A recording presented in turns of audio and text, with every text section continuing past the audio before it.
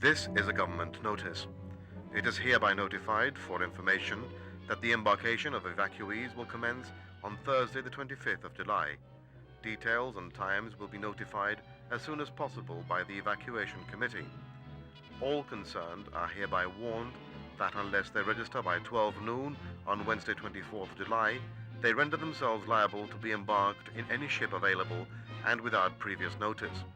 They are reminded also that failure to comply with any of the orders made under the defense regulations renders the offenders liable on summary conviction to a fine of £100 as well as imprisonment for a term of 3 months. By command, Alex E. Beattie, Colonial Secretary. That was the order issued in 1940, marking the beginning of the evacuation. Now, 60 years later, the Chief Minister, Peter Caruana, unveiled a memorial commemorating the return of these evacuees to their homeland, some having taken as long as 11 years. A good cross-section of these evacuees, many of whom left as children and returned as grown-ups, were present at the unveiling ceremony, which was preceded by an address by the Chief Minister. The monument to the evacuation that we are about to unveil this evening is one of the Millennium Committee's recommendations. It was suggested separately by two different parties in Gibraltar, and I would like to acknowledge that this evening. The Gibraltar Heritage Trust recommended a monument to the evacuation as their suggestion for a Millennium Project. They thought that the statue should be erected of a woman and child attired for traveling in the clothes in use in 1939 with a suitcase to depict the evacuation. They said that the preferred site is the new roundabout at Waterport, since that was the very point from which evacuees left Gibraltar that fateful year, and which was witness to so much anguish and uncertainty. They felt, therefore, that such a momentous epoch in our history, which was also the forge in which the present-day Gibraltarian, with all his hopes and aspirations, was born, should be shown to maximum advantage at one of the main points of entry into Gibraltar, which, additionally, is also so intimately connected with that imposed mass exodus as is this site on which we are standing. Separately, and almost so as to confirm that this was a project that we should indeed embrace as a community, another member of our community, Mr. Joseph Pito, was writing to the government suggesting that he had no doubt that the period in our history encapsulated by the evacuation should be remembered for the pain, endurance, and resilience of our older generation. He nevertheless thought that we should concentrate on the joyous and festive aspects, and therefore his recommendation was that we should commemorate the repatriation of Gibraltarians rather than the much sadder original evacuation. He believed that the monument would not only symbolize the victory of the Allies, but also serve to endorse our rightful inheritance to our homeland, our patria, as he called it. He mentioned to me that as a post-war child in a Nissen hut at La Bateria, he used constantly to hear older people referring to themselves as hijos de Gibraltar. That phrase has always, he says, been a self-identification for himself, and indeed prompted him to write his feelings in verse form, believing that if he was an hijo de Gibraltar, then Gibraltar was his mother. And he wrote this verse: "Come and go, many a warrior has done, led by interests their nations to perfect. Before thy motherly care they soon be gone, and leave thee bare, nobody to protect. At last, rocky haven, thou shalt adopt, loyal children, thy steepy bosom to keep. Maternal instincts will your hardcore soft, into fertile parenthood, many Gibraltarians to reap. And I think that these two suggestions lies at the very root of what we all want to commemorate here today and hereafter whenever we pass this impressive monument. As I said in my speech on National Day this year, we owe a very special debt of gratitude to what I called the evacuation generation. I have no doubt that without their resolve and commitment, without their sense of belonging, without their sense of understanding that they were the people of Gibraltar and that Gibraltar was their motherland and that they were inseparable from their homeland to which they were determined to return, we would not now be here. And we would certainly, our children and our grandchildren, would have no future had it not been for the determination of that generation to see to it, in the face of enormous adversity, to return after the evacuation.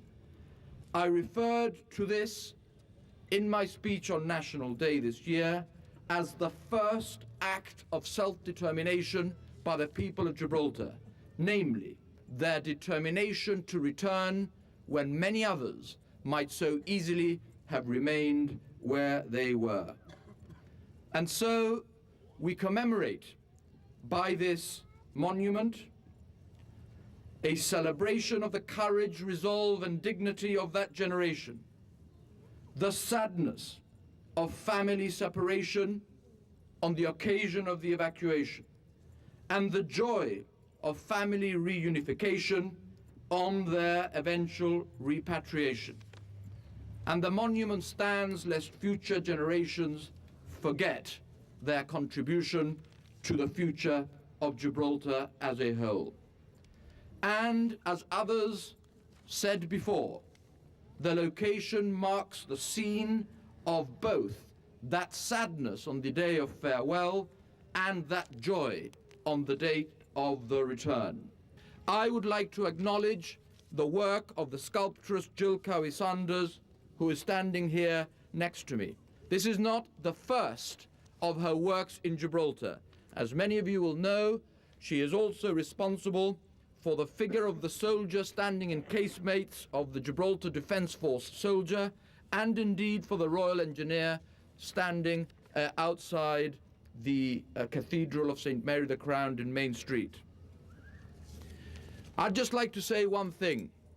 We have, in various public monuments that have been recently erected, including the two statues that I have just mentioned, suffered periodic acts of vandalism. I would like to believe that there is no Gibraltarian that would dare vandalize this monument, because if they do so, they are betraying the heritage of their forefathers.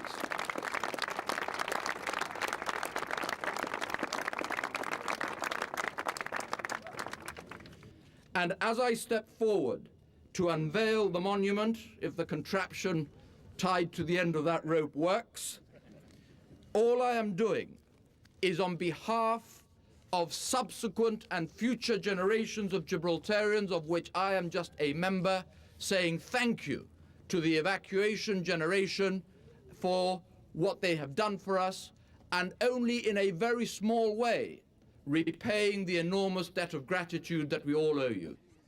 Right, now I'm going to pull, right? Are you all ready? The unveiling proper went on without a hitch. As the Chief Minister pulled the cord, the impressive sculpture was revealed. 4 retrospective images of Gibraltarians as they returned to the homeland.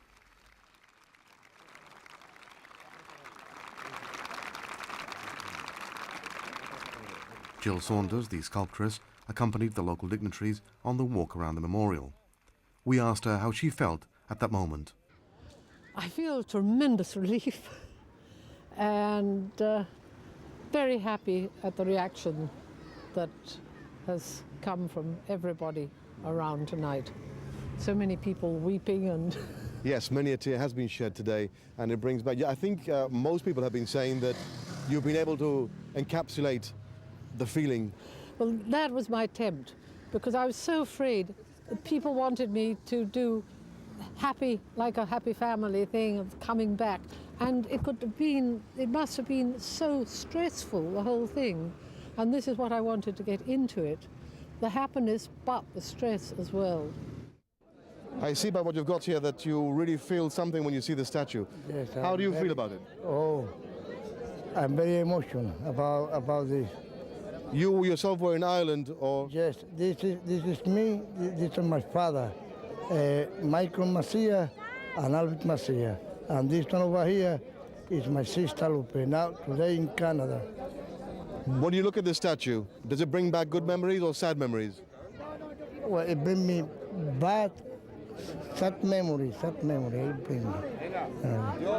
Do you think it's a worthy monument for those people who went to the It should evacuation? have been done a long time ago. It should be done this.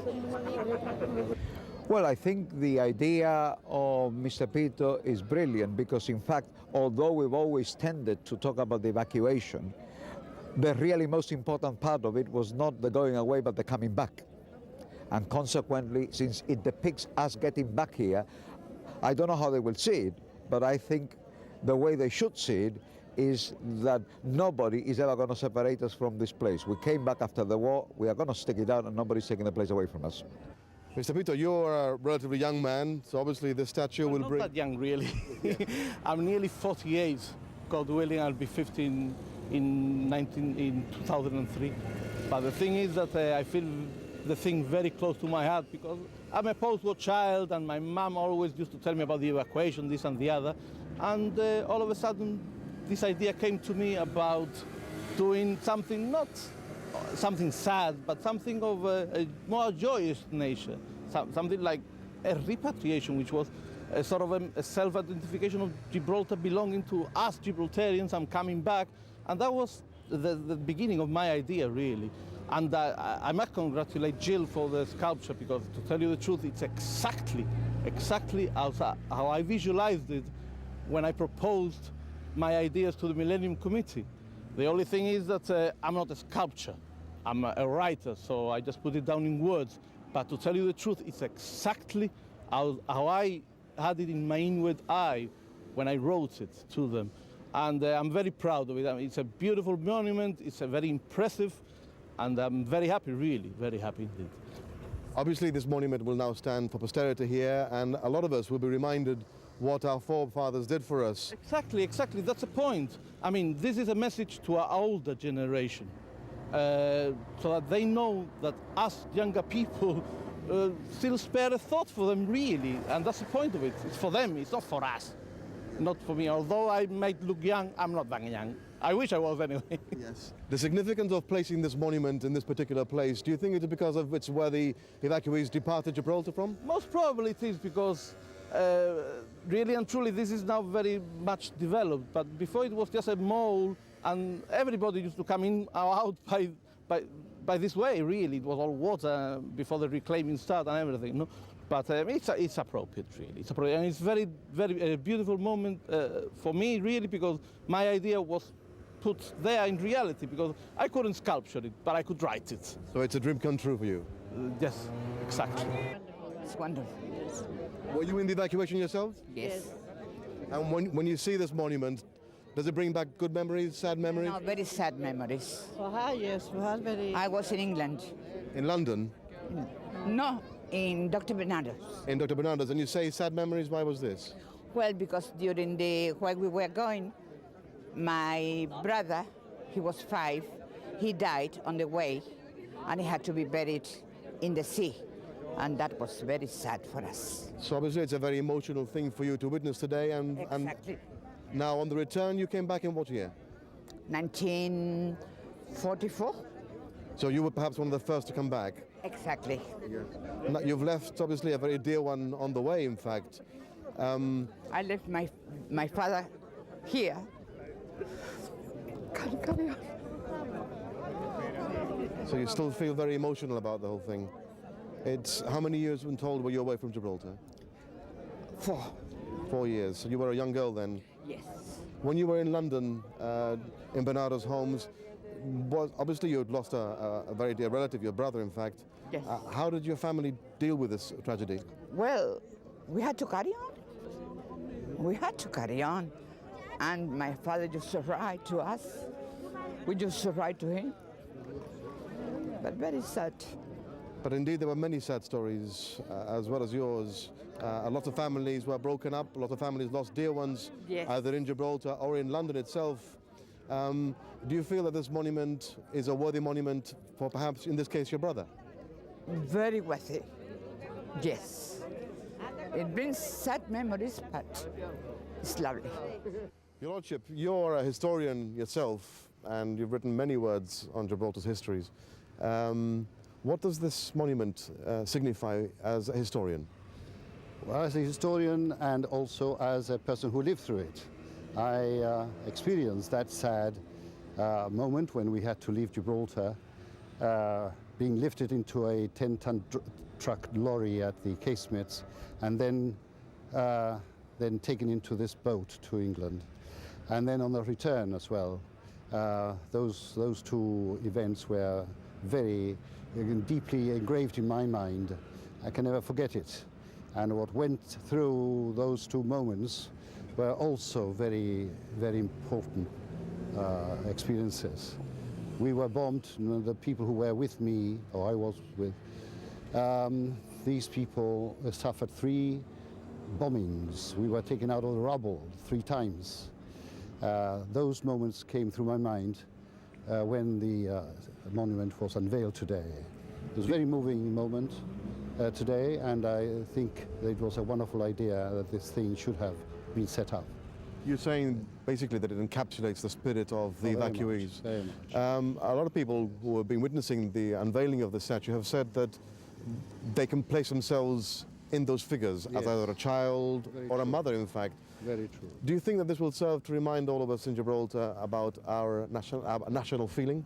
I think so. I think that we have gone through, shall I say, hell, literally, because we saw the fire of London, and definitely we will be reminded of that. And I think that our coming back, different people, as different people, will be recalled every time we come here and see this monument, or we pass by on a Sunday when we drive by. It is a wonderful monument to remind people that we deserve what we are aspiring for, to be Gibraltarians in the full sense of the word. Do you feel that perhaps seeing this, visitors that come to Gibraltar on board liners, etc., when they first see Jamaica, London, Scotland, and then evacuation, the word evacuation, it would strike them as something strange and that perhaps they hadn't thought of before? That's right, yes, yes. I'm sure that nobody now knows what we went through. In fact, even people in London, of England, they don't know what we went through. We are people from the Mediterranean, and very few people in England are aware of what Gibraltarians went through. We had to suffer in order that Europe should be free. And this is something that we have to resign ourselves to. But so long as we Gibraltarians remember what has happened, what went through, we should be proud of what Gibraltar has become and look forward to a better future here in Gibraltar. And hopefully, having suffered so much, we do everything we can to bring about peace amongst ourselves.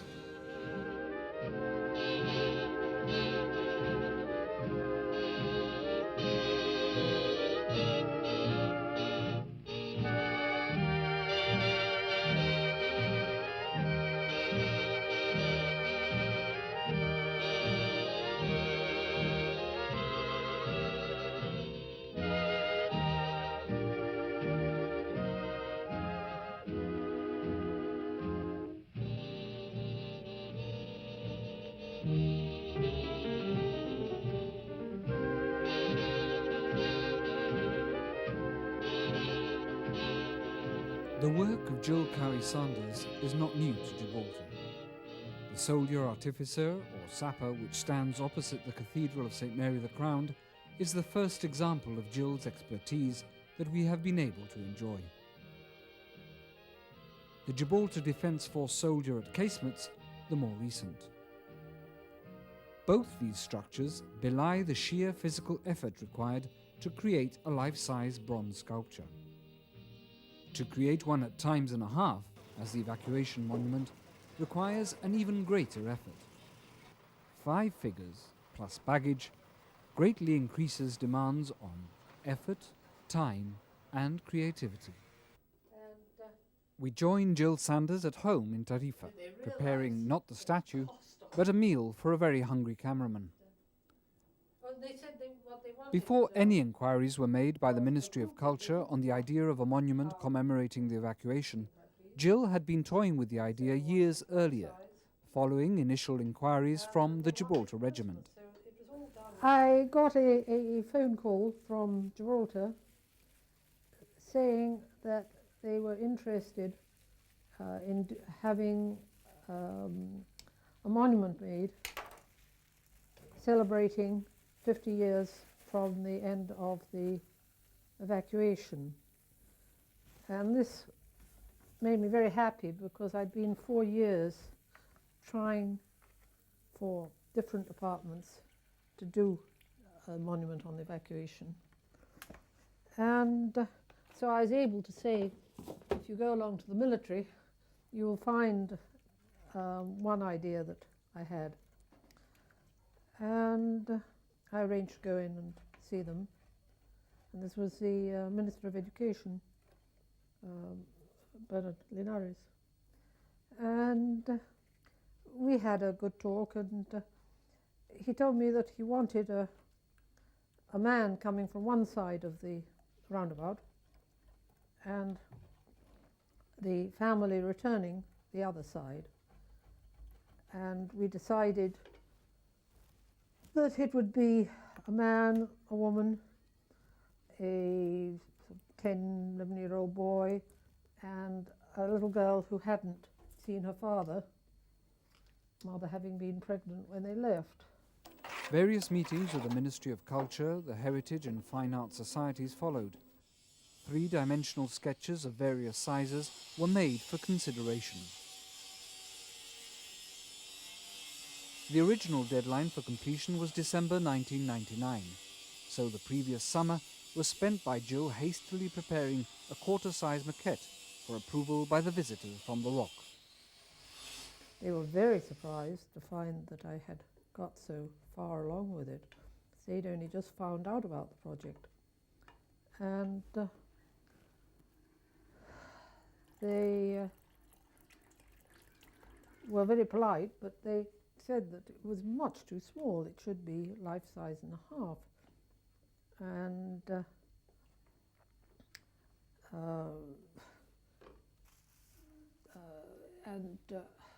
could I do it life-size and a half? And so I said, well, yes, I could, but not for Christmas. It's impossible.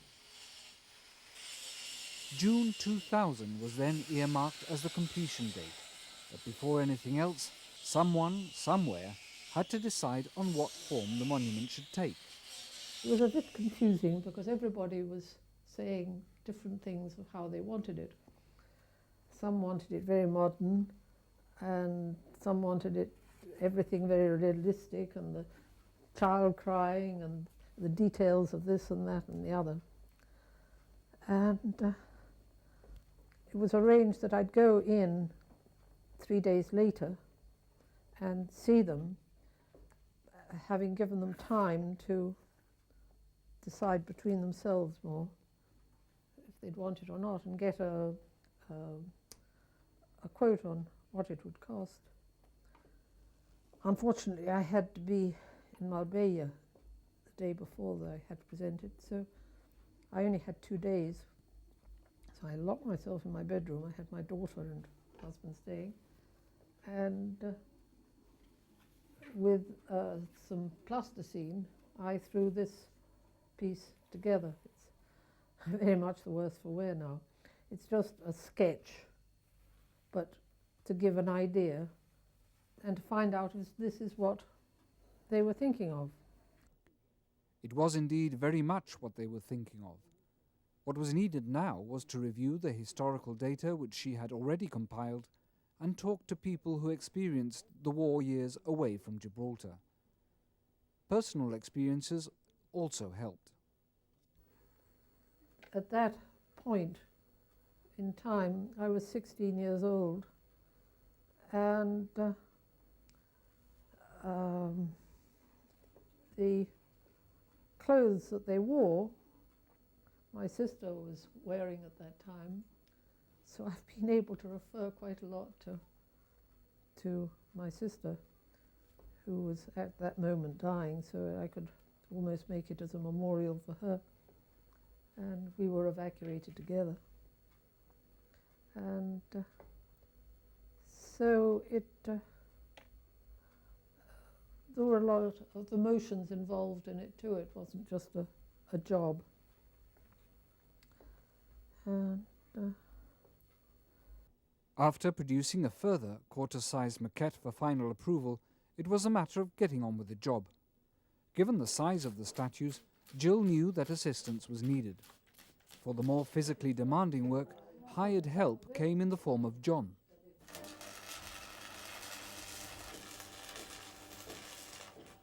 Although the final piece would eventually be cast in bronze, the initial work had to be executed in plaster, clay, polystyrene foam and iron rods. It's the skeleton of the piece. So from this you actually build up onto it either the polystyrene, the plaster, whatever medium you're using. To get this kind of to a point where you're not just bending still, we tend to weld it, which makes life somewhat easier. This here is what we'll make the basic body shape out of. This is our maquette made of plaster. From here, we've taken our measurements for the actual armature, and then we'll block out this area, which is the main body here, in the polystyrene, and then cut into it and give it some shape, and then add the plaster and hessian on top of that. Generally, what we would do is have a drawing upon which we will have our dimensions. This one here is quite a good plan. It gives a position of the center point of each leg with a reference to each piece. So from here we can see the child's feet, and here the old woman's feet. And then here we have height, width, depth, length, and then from this we can cut our steel and work to that.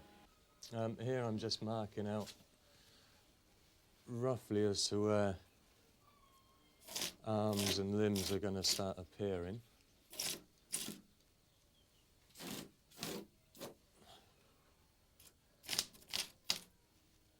Down here will be kind of cut out for the skirt. Maybe knee coming in around there somewhere. The best laid plans, however, do not always run smoothly. Adjustments throughout the whole process are quite normal for both logistic as well as artistic reasons. Well, I've gone way into there. I mean, it's difficult because we set it out to that, and when I set it down, we agreed that that was it. Yeah, So, but I mean, that was a distance, but not joined there. But that's what I had it like that before we set it down, and I said to you, "Is that right?" And you said that, "Yeah, that's okay. We go with that." Because we said it's difficult to see. Huh? This is the level of the skirt. That. So do you want me to cut it and bend this out a bit? So But it has to be above the skirt. Yeah. From here. Yeah. So it's like that. And pull this leg over a bit more. Mm-hmm. We're not gonna, if we do that, we're not gonna have those distances that we set it out to. I mean, as long as you're not, It doesn't matter. not worried about Anything that. is better than that.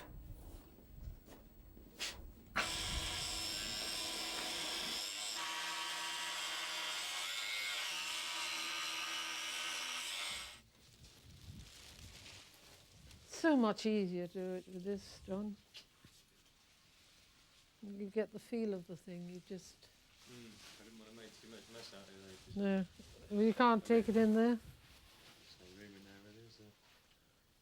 Well, you only need... Have you attached this now, have you? No, not yet. Well, let's take it in there and just do the... and get the front bit done. It'd be very quick to do. Hmm? Well, I'll go and move a few bits around in there first, and then Yeah. we've got a bit of space, and I'll jump in.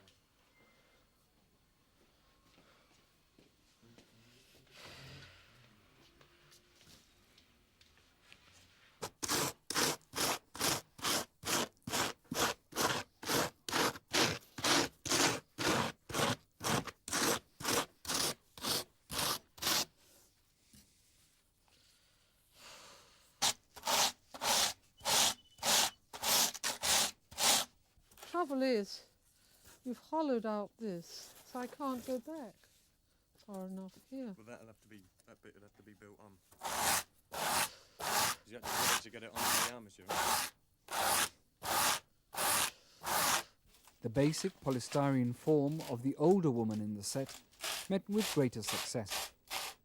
The quarter-size sketch, as always, of vital importance as a reference.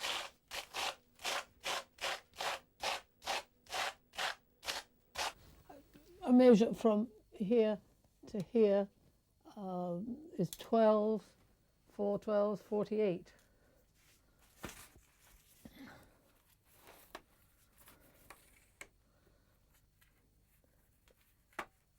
So 49 I've got there. But what I shall do is get the skirt modelled, more set up, and the legs, while I have the whole thing raised up. And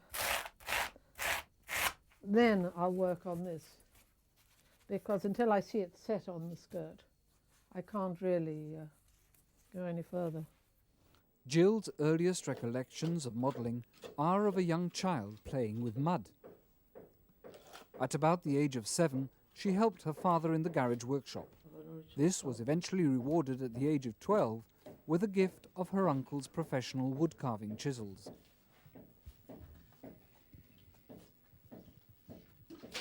Although her real love was for painting, Jill was unable to attend art school as her family circumstances demanded that she had to work.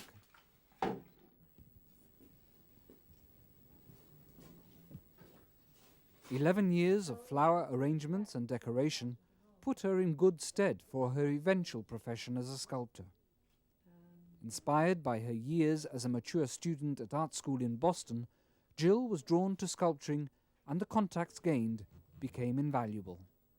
By the time I was in second year, I was already selling my work in galleries in Boston, when I was winning prizes and so on. And at the end of the course, I can't remember, it was Ford, one of the big motor companies, used to send down every 2 years somebody to look for a promising student. And what they offered was the most fantastic studio, all set up. One worked designing cars in the morning, but could use the studio and all the materials for one's own things for the remainder of the time. One had a show and what have you. And I, stupid idiot, wanted to get married. And I wanted to get married to a black American, and the people didn't approve of you marrying black Americans, and we had to leave the country.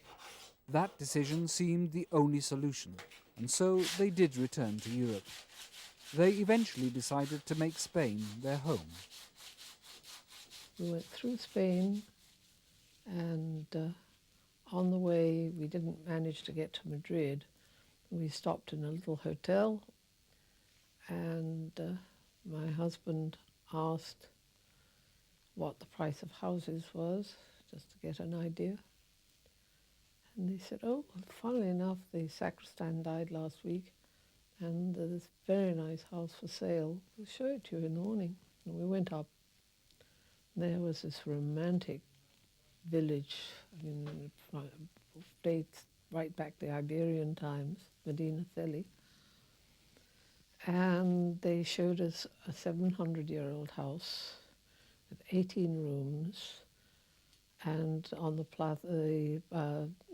church square, which ideal for an art gallery.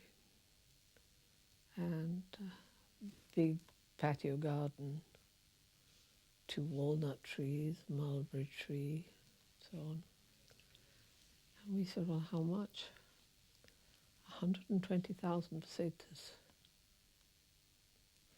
It was then £700. We couldn't believe it. Naturally, they stayed.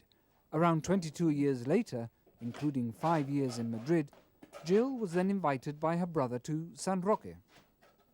Came down to visit my brother and saw this area. And they wanted to get a ticket for their tour in Algeciras, so I drove them there and saw on the map that the Atlantic was the other side. So I said, well, did they mind going to look at the Atlantic? And we drove to Los Lances. Do you know Los Lances? Yes. November, not a soul in sight. And I just whipped off my clothes and dove into the sea.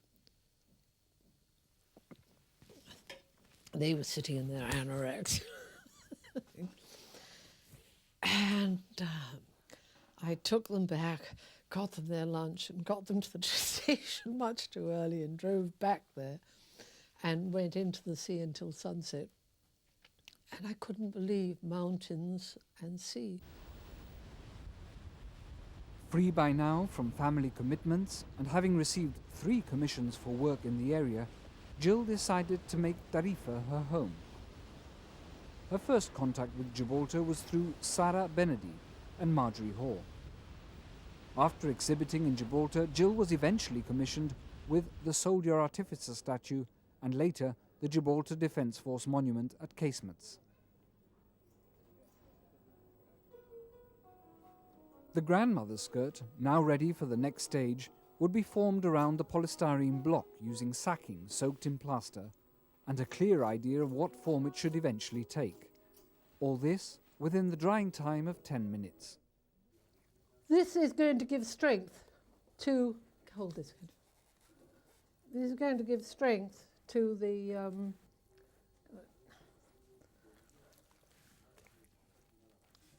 and I can then build up.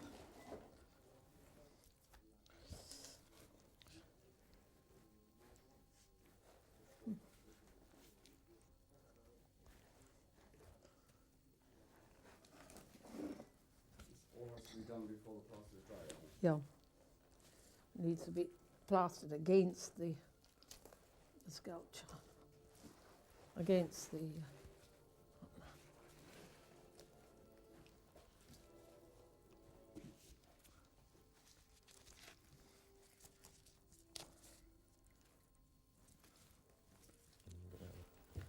This technique of using plaster over polystyrene allows for further shaping to be carried out far easier than if it were a solid clay piece. The soldiers I made in clay, and then cast. It was a very heavy job. The second soldier I did in 2 pieces, cast in 2 pieces, which was much more sensible. And of course each one, big piece one does, the more one learns. But this is a much easier way of doing it. The girl has been made not in styrofoam but solid to act as an armature. Normally we use an armature like the one outside here. You can see the remains. That was the armature we had for the man. and which is the normal way of doing it. But I decided that the little girl could act as armature. So the legs are welded at the bottom. Other sections of this monument have been modelled in clay in order to obtain greater detail. Build up an armature with a support, and then with aluminum wires and crosses, very important crosses, so the clay doesn't break away. And build the clay round the crosses so that it's a hard centre ball there that won't break up. If one doesn't do that, water's liable to seep into the middle and break it open, and you have the nose falling off. And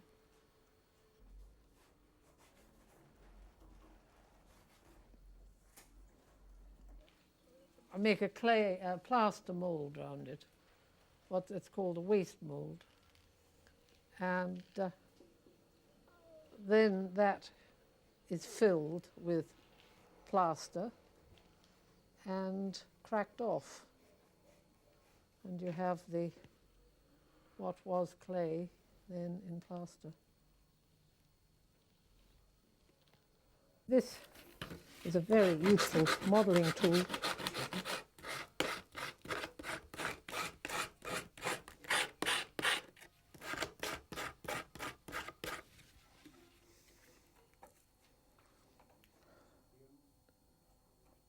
That is going to go like so.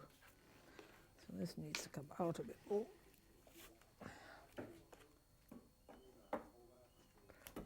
Oh, so it'll go at that angle. Be set into this.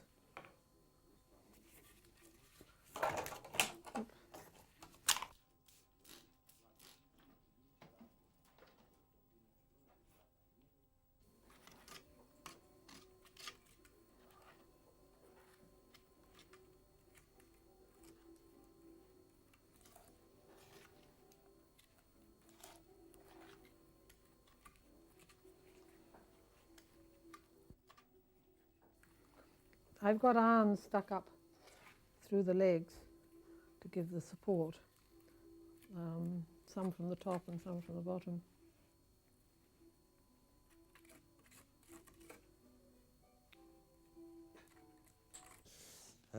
At the moment, the right heel on the shoe is wider than the left, so you have to at least bring them into balance. But I expect, I mean, as you know, generally feet are larger. I think it's the right foot's normally a bit larger than the left, but that's in length and not in width, so we're just bringing it into line with the other one. And from here, any sort of minor adjustments can always be done at the wax stage up at the foundry, so here we're just, it's getting it, I guess, to within sort of, I don't know, 95% of finished, and then the last little bit will be done in the wax.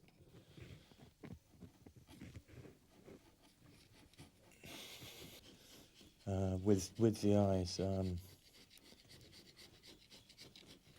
as kind of, as we talked before, a feeling for it. Removing plaster is one way of adjusting the detailed form. The other, of course, is to add fresh plaster with texture and form always in mind. There are so many sculptures that they don't have the sort of soul to them. They're just there. I'm wetting this down. One should always wet it down before one adds the plaster. There's another bottle somewhere. I'll roughen this up a bit. Where did I put them?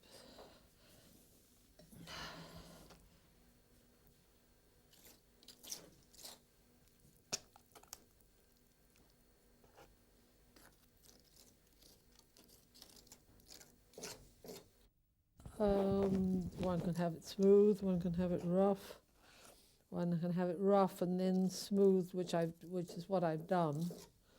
But Manolo says he wants it rougher, so. Any preference yourself? I like it in the intermediate. Trouble is people always want things in a hurry.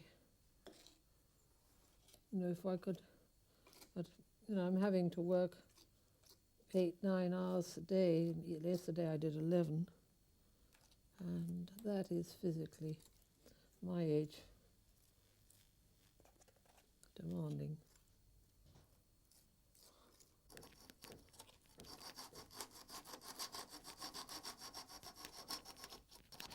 A lot of time is spent just purely clearing up. One makes a lot of mess, and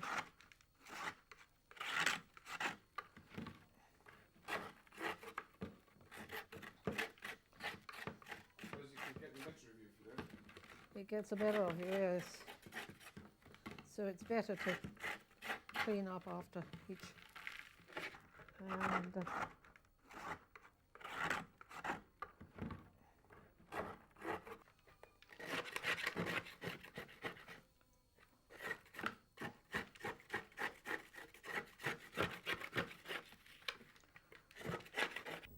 As much shaping, filling, cutting, adding and removing as possible is carried out at the plaster stage. All this in preparation for the next stage at the foundry in Madrid. In order for the plaster monument to make the journey, however, somewhat drastic measures are called for.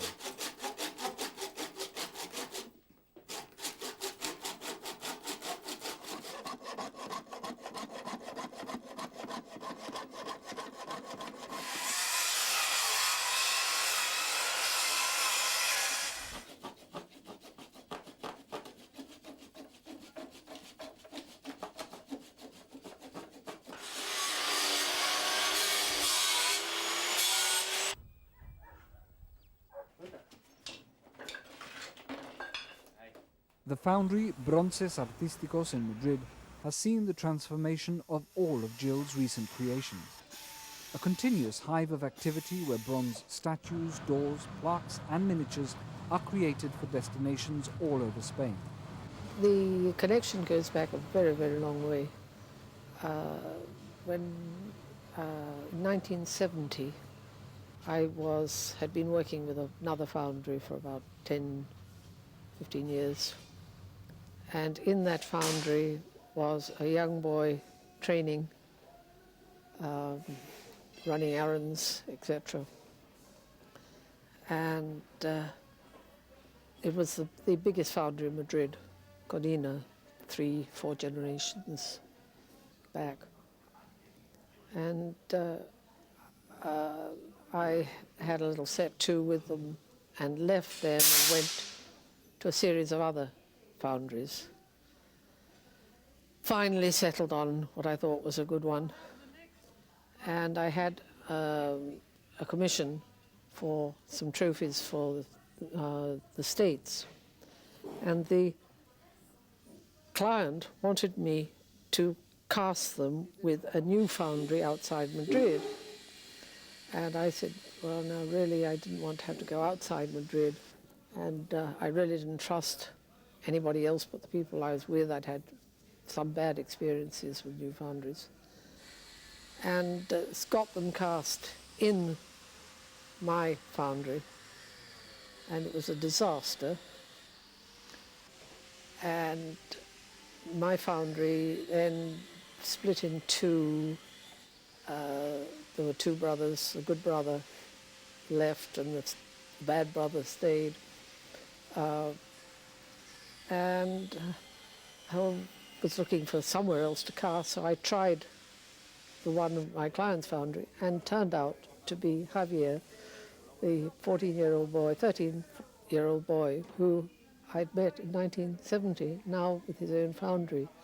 What he'd done was spend a year in all the leading foundries, going through all their departments, and then when he'd really got his act together, he married the daughter of the best finisher in that big foundry, and whose sons, grandchildren had all done the same as Javier, but not so much get up and go. And so Javier put them all together and started to open his own foundry. And he's probably now the foundry with the most work in Spain. They know what they're doing, they're interested, they care. If you give them a date, you have to have it by. You know that you're going to get it on that date.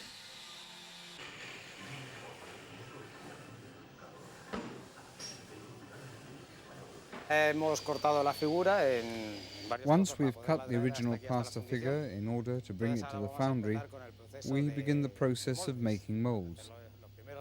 The first ones are in order to make a wax reproduction of the original. It's made with silicon, and as this is a soft and weak material, we need to cover it with plaster. The whole figure is first covered in silicon, then plaster. From this we obtain a wax reproduction which is worked on to adjust the detail of the sculpture, until of course you're happy with it. The dismembered plaster statue has done its job. Transformed now into wax copies, they are worked on meticulously in order to progress the texture and also rectify any errors that may have been left at the plaster stage. There's always faults in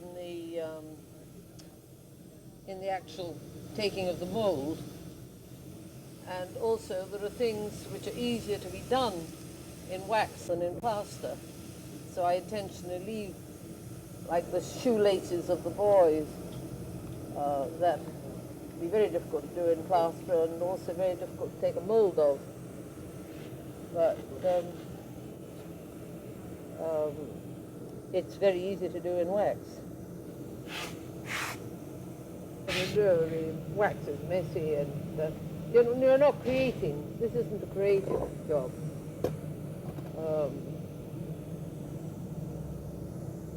Where the armature has been, where there's been anything joined on, one's got to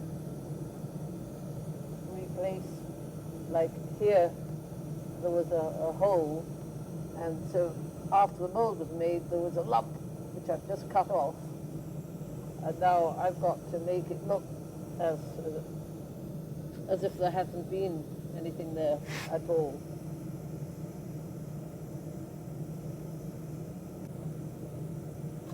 There we are.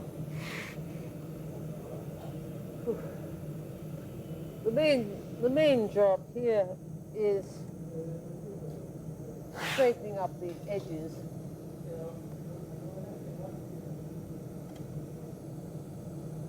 Correct anything that's been broken in the transport.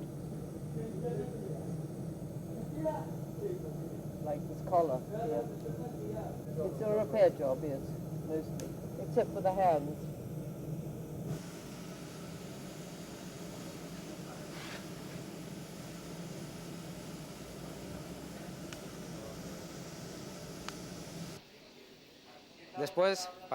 Next, we prepare molds that are suitable for casting, made out of heat-resistant materials built up around the wax, which stays in an oven for about a week, so that the wax melts away. This at a temperature of between 350 and 400 degrees. Once the wax has melted away, the mold is well baked, we proceed with the casting.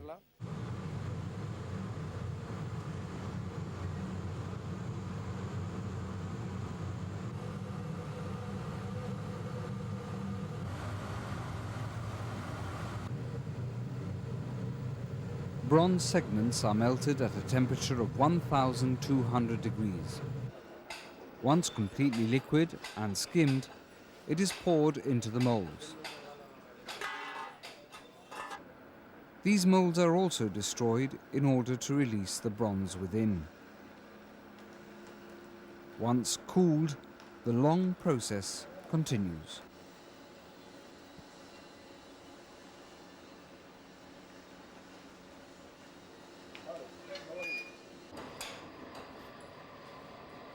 somebody chops off the gates and vents and gets off the really rough bit. But his job is to get that piece to look same as the original.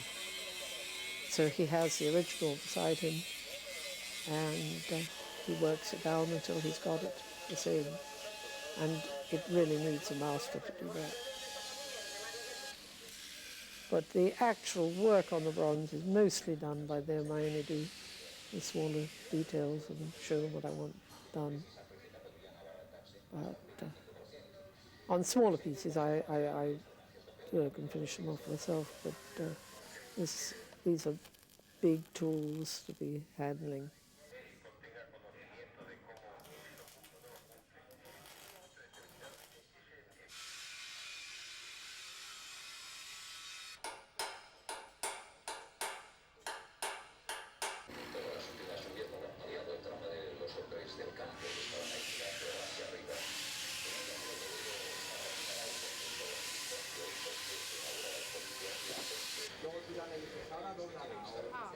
Pero de momento no, porque claro, voy a caer miedo. No, es que ¿sabes lo que pasa? Que si no, yo la puedo ajustar y luego tú ya si quieres hacer alguna transformación ya le pegamos cortes y la cambiamos o lo que sea. Pero de momento tengo que ajustarla, porque si no, no adelanto nada. Y hay una comunicación pues, de amigos ya después de tantos años. One's never happy with what one has done. One always thinks, oh, if I could do it again, I'd do this or that. But I'm pleased with it now. And I've really been living through a nightmare of having visions of how it might look or might not look. And it was a great relief when I came in here when was it, Tuesday, and we managed to get the grandmother and the child finally mounted beside them and the suitcases up and see the whole thing as one, because until you see the whole piece as one, you cannot tell what you've done. And I'm pretty pleased the way it's gone together. Once assembled into its final form, the bronze undergoes a discoloring process under heat and acid application. Although many colours are possible, Jill chose the classic green look, which continues to change with exposure to the elements. As on the day of the first repatriation in 1944, the monument arrives in Gibraltar under persistent rain. On approaching its final destination, it's hoped that the measurements of its base coincide well with its support. Once height-adjusting shims are cemented into place, the process is almost complete. All that is left is the fixing of the plaques and lettering around the plinth. Stop!